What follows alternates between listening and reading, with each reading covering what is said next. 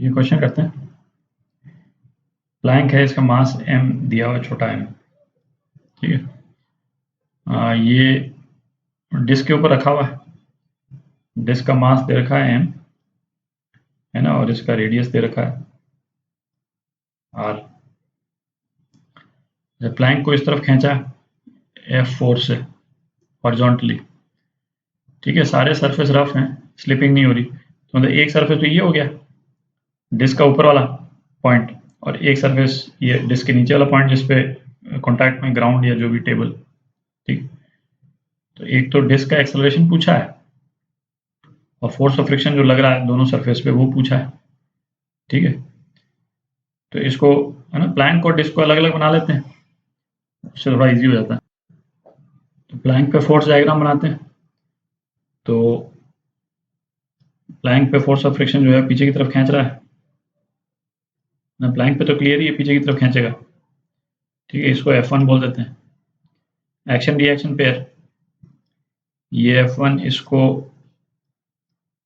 Disc पे इस तरफ लगेगा, ठीक है। अच्छा, इसको देखने से तो यही लग रहा है कि भाई डिस्क का आगे जाने की टेंडेंसी होगी, तो ये जो नीचे वाला सरफेस है वो डिस्क को पीछे की तरफ खींचेगा, ठीक है। और इसको अपन F2 बोल देते हैं, ठीक है। अच्छा, प्लैंक इस डायरेक्शन में सपोज A1 एक्सेलरेशन से जा रहा है और डिस्क जो है वो इस तरफ A2 एक्सेलरेशन से जा रही है, ठीक है। तो इक्वेशंस लिखते हैं। तो पहले प्लैंक के लिए, फॉर प्लैंक क्या हो गया, F minus F1 is equal to M A1, ठीक है। ये पहली इक्वेशन हो गई। प्लैंक के लिए तो और कोई इक्वेशन है नहीं, डिस्क के लिए लिखते हैं। एक इक्वेशन तो लीनियर एक्सेलरेशन की हो गई, दो फोर्सेज हैं इसके ऊपर, तो F1 minus F2 is equal to M A2, एक इक्वेशन तो ये हुई, ठीक है। अच्छा, अब इस पे टॉर्क लग रहा है जो इसको एंगुलर एक्सेलरेशन देगा, ठीक है। तो टॉर्क कितना लग रहा है, F1 का टॉर्क और F2 का टॉर्क दोनों एक ही डायरेक्शन में दिख रहा है ना, दोनों टॉर्क का डायरेक्शन जो है वो पेपर के अंदर है, लेकिन इस केस में F1 का R ये है, F2 का R ये है, ठीक है। आप उंगली बेंड कीजिएगा तो उसी टाइप से आएगा। तो दोनों को एक ही इक्वेशन में लिख देते हैं।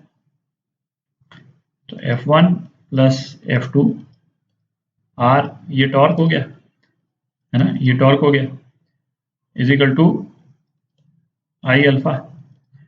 आई क्या होता है, mr² 2 डिस्क का इंटू अल्फा, ठीक है। तो इसको दोबारा लिख लेते हैं। ये हो गया F1 plus F2 is equal to क्या हो गया, mr/2 इंटू अल्फा। ये आपकी तीसरी इक्वेशन हो गई। दोनों सरफेस पे स्लिपिंग नहीं हो रही है, प्योर रोलिंग हो रही है, ठीक है। तो दोनों सरफेस की अलग अलग इक्वेशन बनेगी प्योर रोलिंग की। तो फॉर प्योर रोलिंग, ठीक है, तो एक इक्वेशन तो बनेगी इस वाले सरफेस की। तो इस वाले सरफेस की क्या इक्वेशन बनेगी, अच्छा, जिस तरह से टॉर्क लग रहा है F1 इस तरफ और F2 इस तरफ, ये तो क्लियर ही है कि एंगुलर वेलोसिटी और एंगुलर एक्सेलरेशन, है ना, इसी मतलब डायरेक्शन, ये तो डायरेक्शन ऑफ मूवमेंट है, लेकिन वेक्टर डायरेक्शन तो एक्सिस से परपेंडिकुलर आएगा, बट इसका मूवमेंट इस डायरेक्शन में होगा, ये तो दिख रहा है, ठीक है।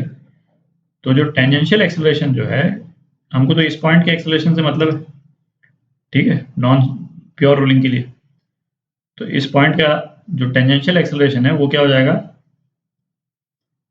इधर बना देता हूँ, अल्फा आर, दिख रहा है, इस डायरेक्शन में। तो ये वाला जो पॉइंट है, पॉइंट ए बोल देते हैं, है ना? इस पॉइंट ए का एक्सेलरेशन जो है वो इसका जो पॉइंट बी है, मतलब ये पॉइंट ऑफ कॉन्टैक्ट है बी को, इसको भी यही लिख देते हैं ना, यहाँ पे भी पॉइंट ए है क्योंकि पॉइंट ऑफ कॉन्टैक्ट है ना। इन दोनों का एक्सेलरेशन सेम होना चाहिए प्योर रोलिंग के लिए, ठीक है। तो क्या हो गया, इक्वेशन क्या हो गई, इसका एक्सेलरेशन क्या हो गया, A2 plus alpha R, A2 plus alpha R, ये हो गया A1 के बराबर, ठीक है। अच्छा, अब ये वाला पॉइंट लेते हैं, नीचे वाला पॉइंट बी, इसमें एंगुलर एक्सेलरेशन इस तरफ है ना, टेंजेंशियल एक्सेलरेशन जो है अल्फा आर इस डायरेक्शन में, और ग्राउंड तो मूव नहीं कर रहा है, तो इस केस में A2 जो है वो अल्फा आर के बराबर होगा, ठीक है। इस सरफेस की, नीचे वाले पॉइंट की प्योर रोलिंग इक्वेशन हो गई A2 is equal to alpha R, ठीक है। ये चौथी इक्वेशन हो गई और ये पांचवी इक्वेशन हो गई, ठीक है। इसमें से क्या क्या पूछा है, एक F1 पूछा है, एक F2 पूछा है और एक A2 पूछा है, ठीक है, डिस्क का। तो ये इन इक्वेशंस को आप सॉल्व कर लें, है ना, सॉल्व कर लें तो क्या आएगा वो मैं लिख देता हूँ। तो इसमें जो पहला रिजल्ट है ना वो तो बड़ा इंटरेस्टिंग आता है। F2 जो आता है, F2 आएगा आपका -F1/3, ठीक है। तो ये F2 तो अपन ने इस तरफ ले लिया था, ठीक है। तो F2 का एक्चुअल डायरेक्शन जो है वो इसी डायरेक्शन में है, F2 भी इसी डायरेक्शन में है, ठीक है।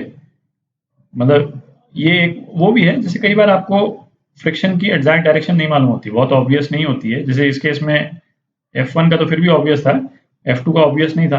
आप कोई भी डायरेक्शन ले लें, यदि आपने गलत डायरेक्शन लिया होगा तो वो, है ना, इस तरह से माइनस करके आ जाएगा, तो उसमें कोई दिक्कत नहीं। अच्छा, और F1 जो है, F1 की वैल्यू आती है आपकी 3m F upon 3m plus 8m, ठीक है। और F2 का जो मैग्नीट्यूड जो आ जाएगा, है ना, वो आ जाएगा आपका mf upon 3m plus 8m, ठीक है।